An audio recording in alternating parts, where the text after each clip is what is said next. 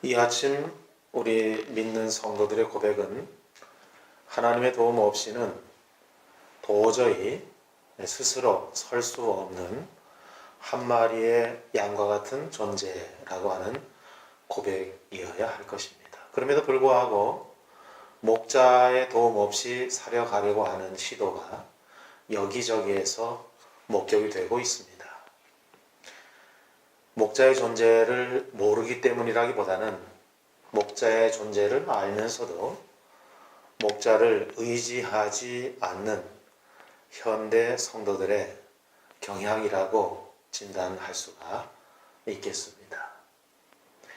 맹수의 공격과 그리고 예기치 않은 늪에 빠지는 상황은 언제든지 일어날 수 있는 일임에도 불구하고 이와 같은 것들을 우연으로 치부하고 그리고 이것이 마치 우리의 운명이며 우리의 팔자련이 그렇게 여긴다라고 하는 안타까운 사정을 곳곳에서 발견하게 됩니다.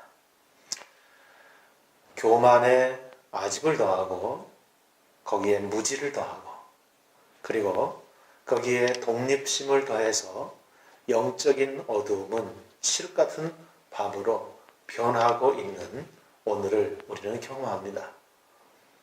불행을 벗삼고 악한 세력에 늑탈을 당하고 아무 보호 없이 처참한 삶을 사는데도 불구하고 이것이 그저 운명이려니 먼저 체념하는 것을 연습하고 배워버렸습니다. 오늘 성경은 우리 인간들의 현주소를 목자 잃은 양같이 고생하며 방황하는 존재로 소개하고 있습니다. 자신이 목자가 되기 위해서 오신 하나님의 하나밖에 없는 독생자 아들을 거부하는 존재로 우리의 현주소를 말하고 있습니다. 어둠 속에서 자기 고집대로 살아가는 것이 인생의 모습이 되는 것입니다. 인간은 살아가면서 많은 상처와 고통을 받습니다. 스트레스가 있습니다. 그런데 그 상처와 고통과 스트레스는 그것보다 크신 하나님의 사랑으로만 치유가 가능합니다. 상처와 고통받는 인생에게 필요한 것은 값싼 동정이 아니라 하나님의 은혜와 사랑을 통한 치유여야 할 것입니다. 우리 자신은 결코 목자도 아니며 목자가 될 수도 없습니다. 너무나 많은 사람들이 스스로 자신을 목자처럼 여기며 살아가고 있습니다. 하나님 없이 살아가는 비참한 삶의 원인인 것이지요. 특별히 교회 안에서도 이러한 종류의 사람들을 너무 자주 발견하고 맞닥뜨리게 됩니다. 그들을 뒤덮고 있는 영적 어둠 때문이라고 말씀드릴 수가 있습니다. 영적 각성이 필요한 때입니다. 교회사에 나타난 영적 대각성의 시기마다 구원 초청 앞에 그리스도를 내가 영접하겠다고 손을 들고 일어선 것이 아니고 멋진 성전을 건축하는 것도 아니고 영혼의 목자이신 예수여 우리를 영접하소서 우리는 당신 없이는 살 수 없는 존재입니다 라고 하는 고백으로 영적 대각성이 불붙듯 일어난다고 한 것입니다. 구원 초청 앞에 내가 그리스도를 영접하겠다고 손을 드는 것이 굉장한 신앙적 행위처럼 보입니다. 그러나 이 고백을 잘 뜯어보면 내가 그리스도를 영접하겠다라고 하는 자기 주도적인 면모가 분명하게 감추어져 있지만 내포되어 있습니다. 오늘 교회 안에서 예배를 드리지만 하나님은 예배를 흥행하시는 분이 아니라 내가 드려주는 예배, 내가 드려줘야 그 예배라도 그만 받을 수 있는 그런 하나님이 되어버렸습니다. 내가 믿어주는, 내가 드려주는, 내가 고백하는, 내가 해야 하나님께서 겨우 받으시든지 어쩌든지 할 수 있는 수동적인 하나님으로 몰아세우고 있습니다. 그러나 교회사에 영적 대각성의 시기마다 영혼의 목자이신 예수여, 우리를 영접하소서. 대단히 자기를 낮추는, 우리는 당신 없이 살 수 없는 존재입니다. 자기의 처지와 입장을 아주 담백하게 고백하는 이런 고백들을 통해서 영적 대각성의 기운이 불붙듯 일어났다라고 하는 것입니다. 오직 하나님만이 나의 목자가 되어주실 수 있습니다. 우리의 필요를 아시고 우리의 대적에게서 건지실 능력을 그분이 가지고 계십니다. 이 세상에서 가장 불행한 사람은 하나님을 필요로 하지 않는 사람입니다. 여러분, 하나님보다 자신을 높이면 우리에게 흘러왔던 축복이 역류합니다. 물은 높은 데서 낮은 곳을 향하여 흐릅니다. 반드시 그렇게 흘러가게 되어 있고 또 그 질서를 따릅니다. 그런데 이 흐르는 기울기가 뒤집어지면 물은 여지없이 거꾸로 역류하게 되는 것입니다. 하나님을 필요로 하면서도 실제는 하나님의 사랑과 보호하심을 자신의 삶 속에서 경험하지 못하고 사는 이들, 형식적인 명목상 그리스도인들 아니겠습니까? 이러한 사람들로 오늘 교회 안팎이 채워져 가고 있습니다. 하나님은 우리를 디자인하셨습니다.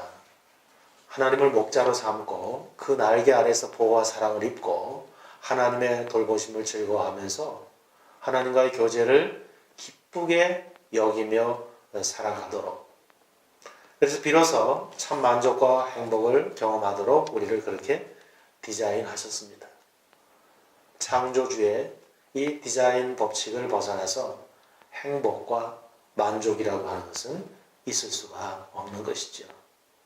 전도서 3장 11절 말씀에 하나님께서 때를 따라 모든 것을 아름답게 하셨고 그리고 사람에게는 영원을 사모하는 마음을 주셨느니라. 그러므로 이 영원을 사모하는 마음이 누구에게는 있고 또 누구에게는 없는 이와 같은 것이 아니라 모두에게 창조할 때, 만드실 때 그렇게 하나님께서 설계하시고 실제로 그렇게 지으셨다라고 하는 것입니다. 그러므로 하나님께서 목자와 양의 관계로 우리 관계를 말씀하고 계시네 귀 기울여 들으시고 지혜를 얻을 수 있기를 바랍니다. 이것은 변경시킬 수 있는 것이 아닙니다. 이것은 우리가 집단 행동으로 데모를 해서 고칠 수 있는 그런 영역이 아닙니다. 하나님께서 그렇게 설계하신 것이고 그렇게 진행하신 것이지요. 목자와의 관계, 그의 날개 아래서 보호를 받는 것이고 그 목자의 능력으로 양을 돌보시는 것이고 죽음 너머에 영원한 세계까지 인도하시는 영원한 목자로서 그분과 관계하는 것입니다. 이렇게 예를 들을 수 있어요. 결혼이라고 하는 것은 얼마나 깨지기 쉽습니까? 그래서 정말 결혼을 옮길 때 아주 살짝 들어서 조심스럽게 옮깁니다. 계란을 공 튀기듯이 그렇게 튀길 수도 없습니다. 그리고 함부로 놓았다가는 여지없이 깨지기 십상입니다. 그래서 하나님께서는 우리를 보듬는데 꼭 계란을 양손으로 보듬듯이 그렇게 우리를 보듬고 계시는 것이죠. 그러므로 꼭 잡으면 깨질세라, 놓치면 떨어져서 박살이 날세라, 그렇게 꼭 잡지도 못하시고 그리고 놓지도 못하시고 참으로 제일 불편한 엉거주춤한 자세로 이렇게 우리를 감싸고 계십니다. 이것이 바로 구속의 은혜입니다. 이 하나님의 우리를 감싸고 있는 두 손이 아주 불편하십니까? 불편하면 우리는 떨어져서 깨집니다. 하나님 날도 날 더 좀 사랑해 주세요 하고 하나님의 정말 허리가 으스러지도록 안아주세요. 이렇게 되면 그래도 우리는 여지없이 깨지고 맙니다. 그러므로 감당할 수 있는 바로 최적의 거리에서 우리를 결안을 쥐고 계시는 시 그렇게 관계를 하고 계시는 것이죠. 하늘을 나는 연이 있습니다. 높이 높이 창공을 나릅니다. 그런데 그 나르는 연은 줄에 매여 있습니다. 연이 날다 보니까 줄이 거추장스럽습니다. 이 줄을 좀 끊고 싶습니다. 그래서 더 높이 날고 싶습니다. 그래서 줄을 끊는 즉시 연은 뱅그레 돌면서 땅으로 추락을 합니다. 사실로 그 끈 때문에 연은 날고 있었던 것입니다. 물속에 물고기가 있습니다. 물에 쌓여 있습니다. 그 물 안에서는 얼마나 자유로운지 몰라요. 그래서 아주 정말 편하게 마음껏 유영을 하다가 보니까 물 속에 갇혀 있는 것처럼 느껴집니다. 그래서 그만 이 고기가 이 물 밖을 나가고 싶은 욕심이 생기는 것이죠. 이 더 이상 이제 물에 쌓여 있고 싶지 않은 것입니다. 나도 한번 물 밖으로 벗어나고 싶은 것입니다. 그래서 물 밖으로 고기가 나오는 즉시 물고기는 사망하는 것입니다. 우스갯소리로 고사성어라고 하기는 안 되지만 인터넷에 보면은 어주굴이라는 말이 있습니다. 어자는 고기 어자요, 주자는 달릴 주자요, 그리고 구자는 아홉 구자고 리자는 마을 리자입니다. 한 연못에 잉어가 살고 있었는데 메기가 들어왔답니다. 그래서 이 메기의 거친 행동을 피해서 잉어가 그만 연못을 탈출한 것이죠. 물 밖입니다. 그래서 잉어가 물 밖에 나와서 꼬리 지느러미로 탁 서보니까 서지더라는 거예요. 그래서 꼬리 지느러미와 몸통을 움직여가지고 뒤뚱거리니까 걸어지더라는 거예요. 그 모습을 농부가 기가 막힌 표정으로 보고 있었습니다.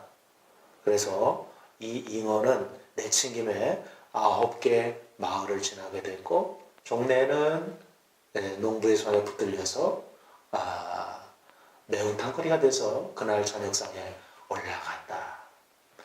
자기가 평소에 하는 일이 아닙니다. 잘 할 수 있는 일이 아닙니다. 물고기는 물속에 있어야 합니다. 잉어는 그 연못 속에 있어야 하는 거죠.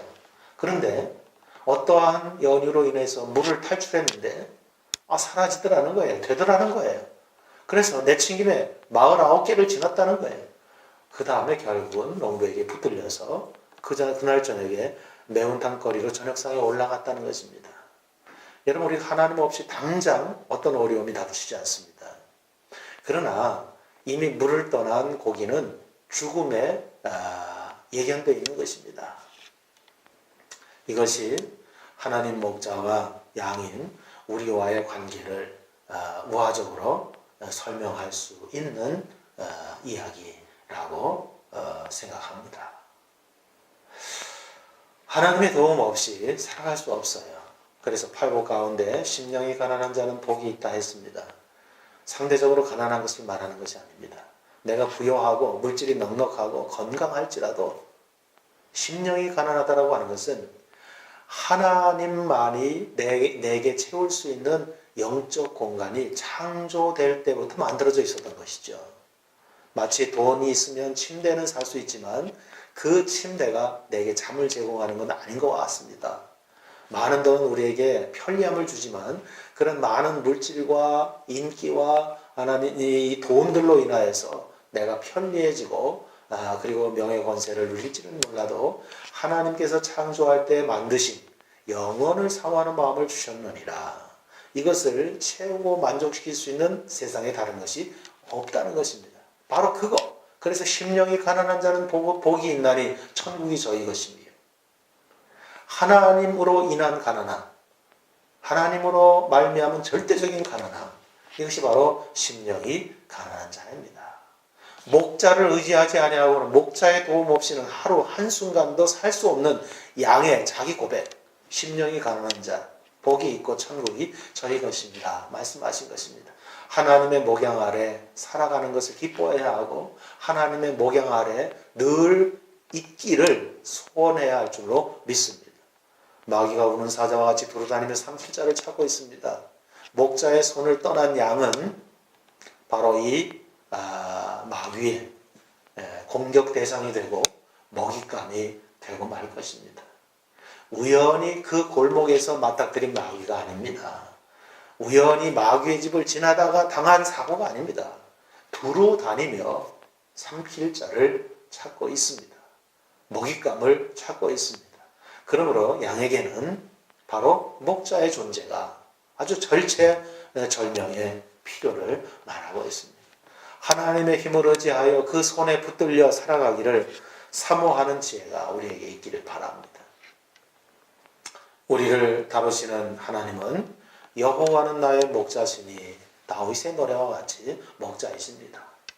다윗은 오랜 세월 아주 성실한 양치기 목자 생활을 체험한 자입니다. 여호와는 나의 목자다. 하나님이 다루시는 방식이 목자가 양을 다룸과 같음을 경험적으로 이 시에 고백한 것입니다. 결코 휘몰아가지 않는 목자, 휘몰아갈 수 없는 소와 말과 달리 그것이 양입니다. 양은 말같이 빠르고 튼튼한 다리를 가지지 않았지요. 양은 다름질할 수 없고 소처럼 오래오래 걸을 수 있는 동물도 아닙니다. 그래서 양과 같이 우리를 몰아가지 않으시는 하나님, 그 하나님을 다윗은 체험적으로 고백하며 이 시를 썼습니다. 사단은 사람을 의도대로 몰아가지만 주님은 인격적으로 우리를 인도하시는 거죠. 돌격 앞으로 이렇게 외치지 아니하시고 앞서가시며 나를 따르라 말씀하시는 것입니다. 우리를 몰아가는 것은 양육이 아닙니다. 사육입니다. 인격적이지 않습니다. 비인격적입니다. 그러나 목자로서 양을 인도하심은 사육이 아닌 양육입니다. 목양입니다. 비인격적이지 아니하고 충분히 인격적인 모습인 것입니다. 하나님은 오늘 우리를 목양하시는데 인격적으로 우리가 승복하기를 원하세요. 하나님의 소원은 기계적인 복종이 아니라 신앙 안에서 인격적인 승복입니다. 인격적인 승복과 실존적인 결단을 통해서 당신을 따라오도록 우리를 인격적으로 양육하면서 배려하십니다. 하나님의 인격적인 인도하심에 대한 오해가 있어요. 기계적으로 우리를 휘몰아치지 않으시고 인격적으로 우리가 승복하고 또 우리가 반응하기를 오래오래 기다리십니다.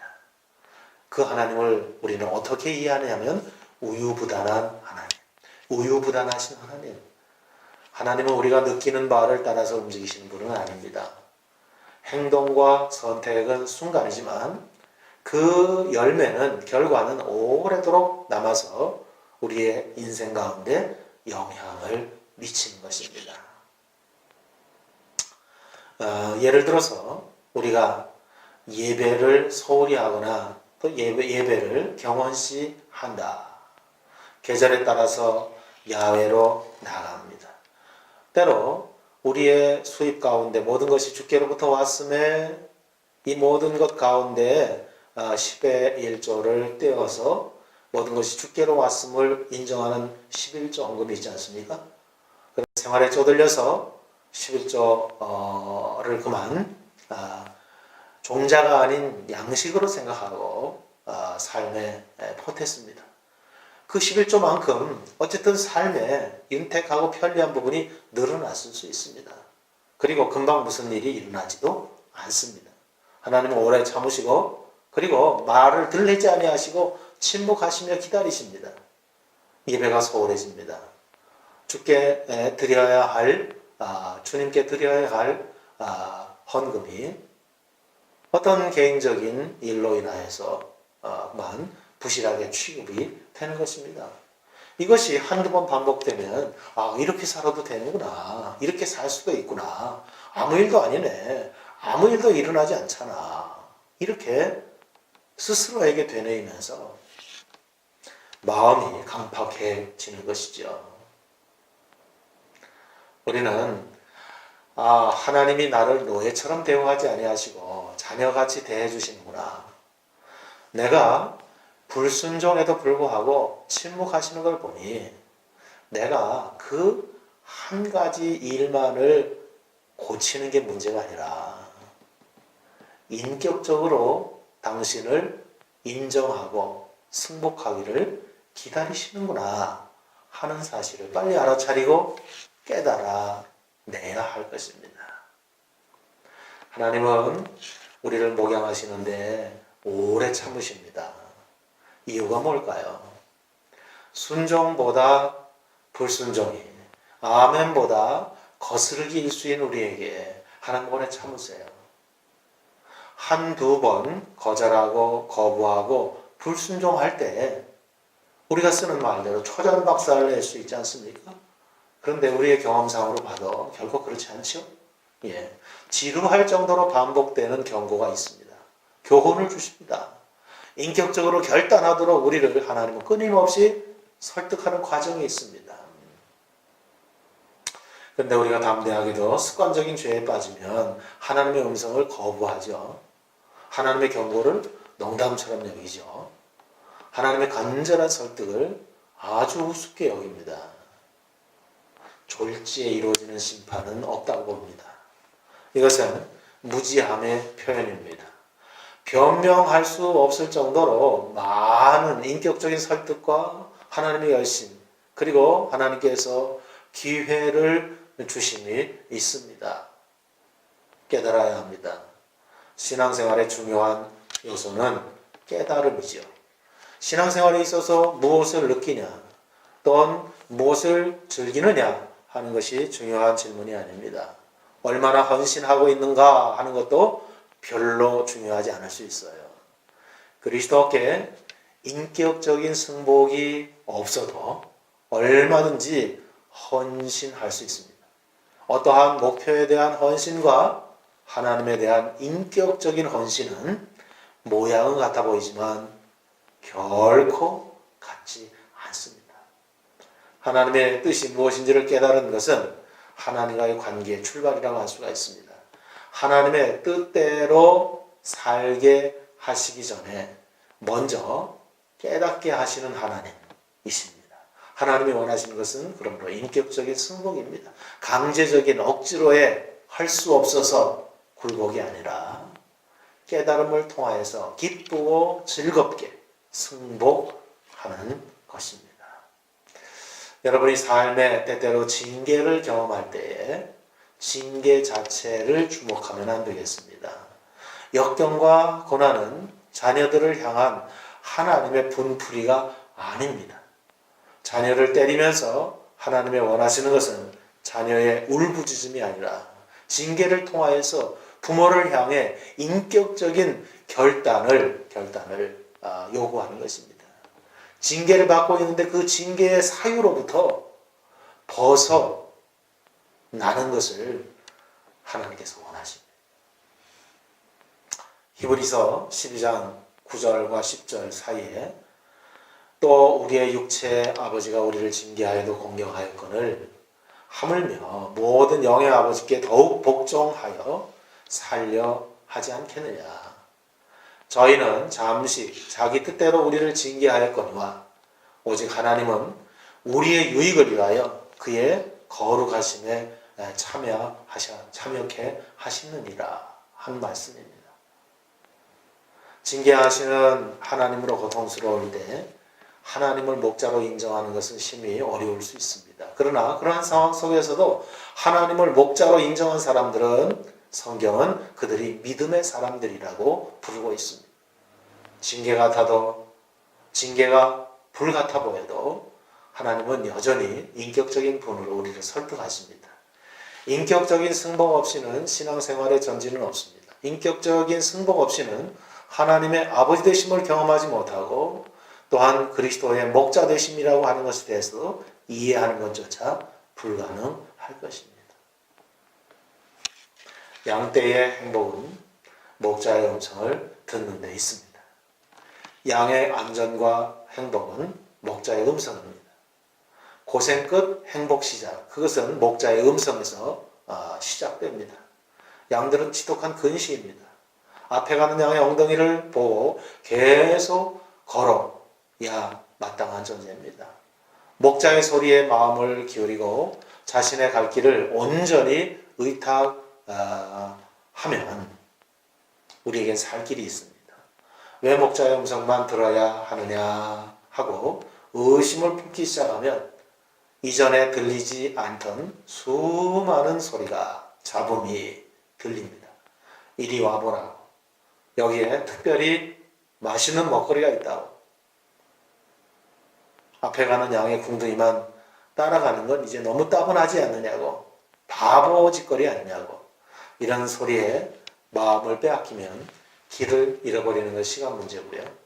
우리가 하나님의 보호를 떠나 잃어버린 양이 되는 것은 순간에 발생한 문제가 아니라 바로 전조 증상들이 있었던 것입니다. 아버지 하나님은 우리의 발에 착고를 채우지 아니하십니다. 사랑의 줄이라고 하는 그러므로 하나님의 사랑의 깊이와 넓이와 높이의 어떠함을 알아서 이 사랑의 줄에 우리가 스스로 묶이기를 아버지는 원하십니다. 물리적인 결박은 하나님과 우리 사이에 없습니다. 어떠한 밧줄도 어떠한 쇠줄도 칼로도 자를 수 없는 사랑의 줄로 매여 있을 뿐입니다. 이것이 하나님의 은혜요. 이것을 아는 것이 신앙입니다. 그러므로 찬송가의 가사처럼 괴로운 세상 지날 때 나를 인도하여 줍소서. 주를 믿고 나가면 나의 길을 잃지 않겠네. 날마다 날마다 주를 찬송하겠네. 주의 사랑의 줄로 나를 굳게 잡아 매소서.